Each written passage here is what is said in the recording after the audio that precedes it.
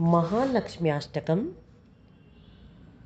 नमस्तेऽस्तु महामाये श्रीपीठे सुरपूजिते शङ्खचक्रगदाहस्ते महालक्ष्मी नमोऽस्तु ते।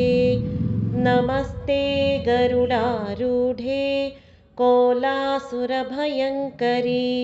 सर्वपापहरे देवी महालक्ष्मी नमोऽस्तु ते। सर्वज्ञे सर्ववरदे सर्वदुष्टभयङ्करी सर्वदुःखहरे देवी महालक्ष्मी नमोऽस्तु ते।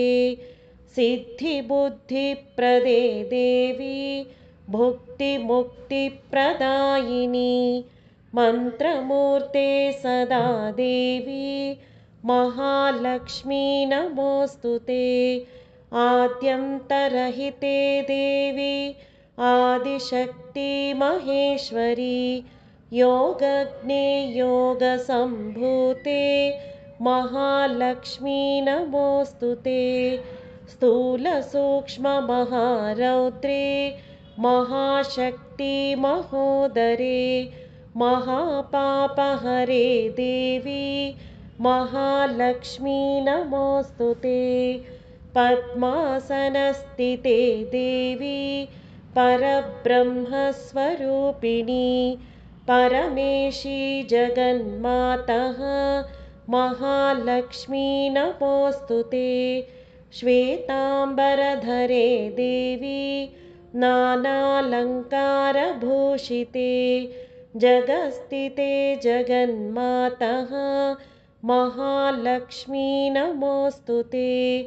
महालक्ष्म्याष्टकं स्तोत्रं यः पठेत् भक्तिमान् नरः सर्वसिद्धिमवाप्नोति राज्यं प्राप्नोति सर्वदा।